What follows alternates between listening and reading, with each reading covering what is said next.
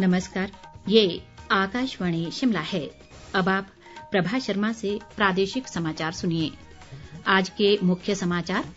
राज्य मंत्रिमंडल ने स्पीति घाटी की 18 वर्ष से अधिक आयु की पात्र महिलाओं को इंदिरा गांधी महिला सम्मान निधि के रूप में प्रतिमाह 1500 रुपए देने का लिया निर्णय। मुख्यमंत्री सुखविंदर सिंह सुक्खू ने कहा, ऊना में पीजीआई सैटेलाइट सेंटर के निर्माण के लिए केंद्र ने दी वन मंजूरी। राज्यपाल शिव प्रताप शुक्ल ने अधिकारियों को सभी योजनाएं समर्पण भाव से लागू करने के दिए निर्देश।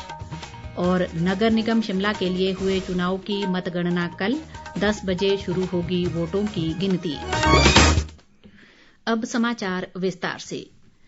प्रदेश मंत्रिमंडल ने 18 वर्ष या इससे अधिक आयु की स्पीति घाटी की सभी पात्र महिलाओं को इंदिरा गांधी महिला सम्मान निधि के रूप में प्रतिमाह 1500 रुपए प्रदान करने का निर्णय लिया है।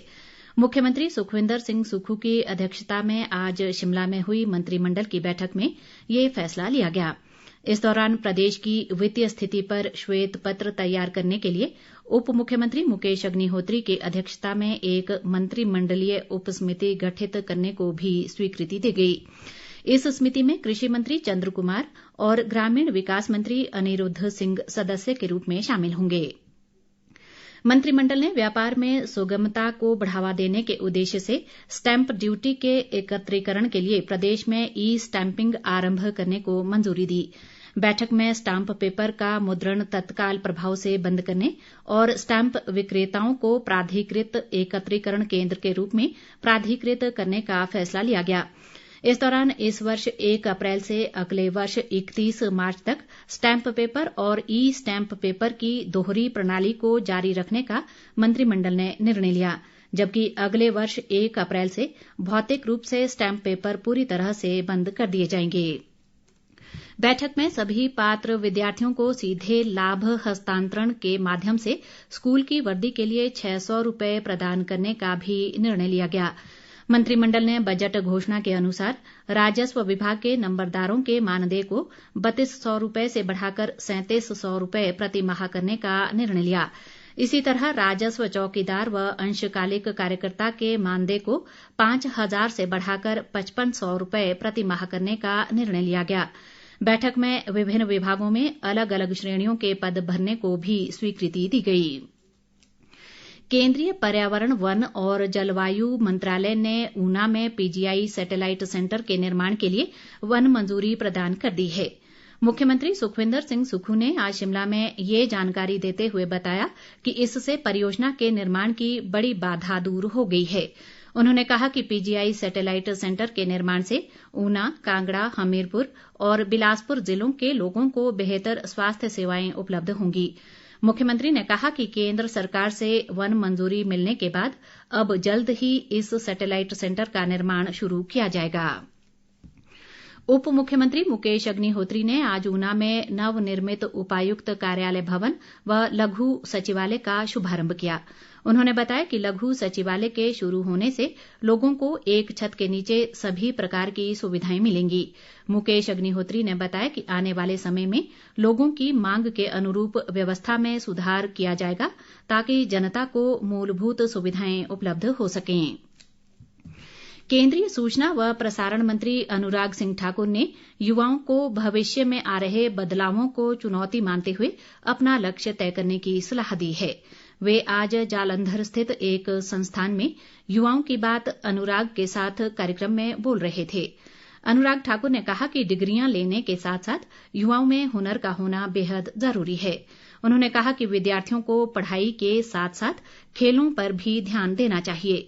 अनुराग ठाकुर ने कहा कि मौजूदा समय में बहुत से युवा अपने हुनर के दम पर देश और विदेश में अपना नाम रोशन कर रहे हैं।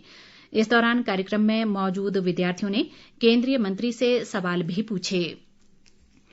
राजस्व मंत्री जगत सिंह नेगी ने सभी उपायुक्तों को राहत व बचाव कार्य प्राथमिकता के आधार पर करने और बेमौसमी बारिश से फसलों को हुए नुकसान का आकलन करने के निर्देश दिए हैं।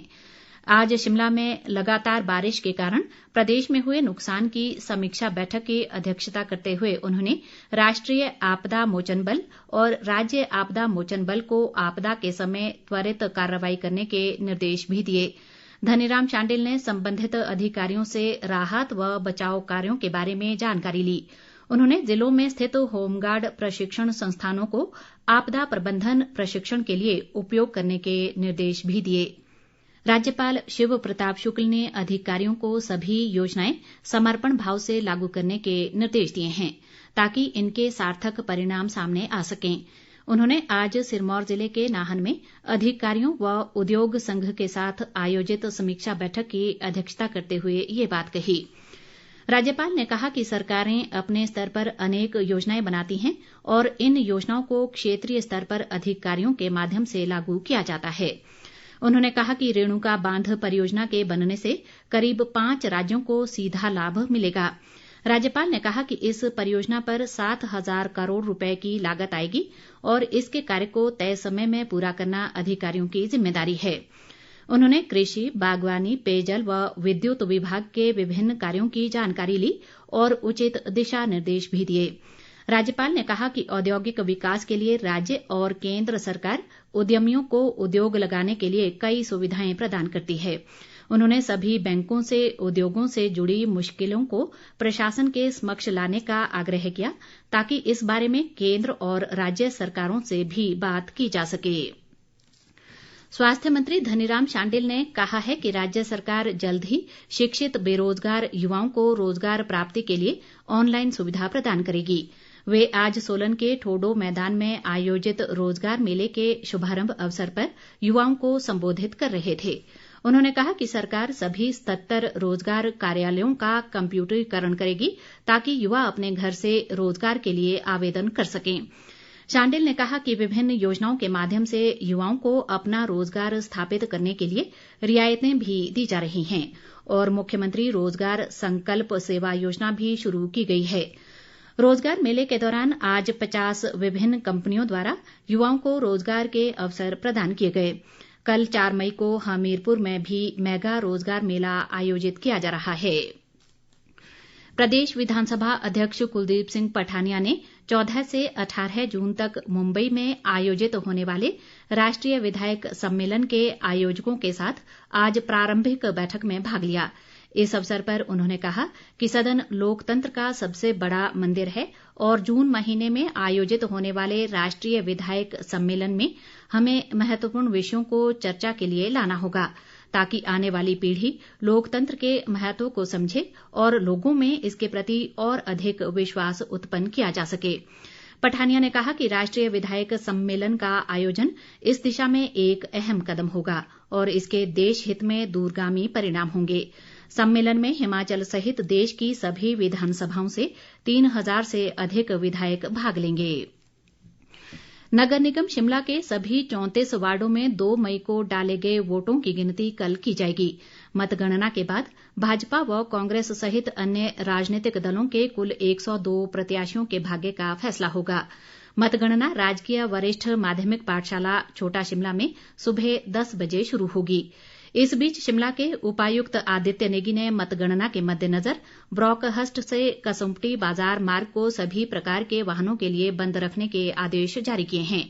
ये आदेश आपातकालीन वाहनों पर लागू नहीं होंगे।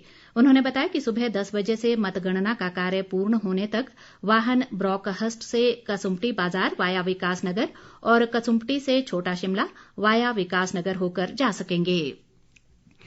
राजधानी शिमला सहित प्रदेश के अधिकांश भागों में आज भी वर्षा का क्रम जारी रहा और जनजातीय क्षेत्रों की ऊंची चोटियों पर हल्का हिमपात हुआ है।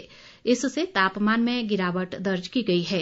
लाहौल स्पीति जिले में बर्फबारी व वर्षा से जगह जगह भूस्खलन व पत्थर गिरने का खतरा बना हुआ है और मई माह में ठंड बढ़ने से लोग परेशान हैं। कई क्षेत्रों में ओलावृष्टि से गेहूं सहित फलदार पौधों व अन्य फसलों को भी नुकसान पहुंचा है। मौसम विभाग ने अगले 2-3 दिन प्रदेश में वर्षा व हिमपात की संभावना जताई है। विभाग ने अगले 24 घंटों के दौरान भारी वर्षा व ओलावृष्टि का येलो अलर्ट भी जारी किया है। अंत में मुख्य समाचार एक बार फिर। राज्य मंत्रिमंडल ने स्पीति घाटी की 18 वर्ष से अधिक आयु की पात्र महिलाओं को इंदिरा गांधी महिला सम्मान निधि के रूप में प्रति माह 1,500 रुपए देने का लिया निर्णय। मुख्यमंत्री सुखविंदर सिंह सुक्खू ने कहा, ऊना में पीजीआई सैटेलाइट सेंटर के निर्माण के लिए केंद्र ने दी वन मंजूरी। राज्यपाल शिव प्रताप शुक्ल ने अधिकारियों को सभी योजनाएं समर्पण भाव से लागू करने के दिए निर्देश। और नगर निगम शिमला के लिए हुए चुनाव की मतगणना कल 10 बजे शुरू होगी वोटों की गिनती। इसके साथ ही ये समाचार बुलेटिन समाप्त हुआ। नमस्कार।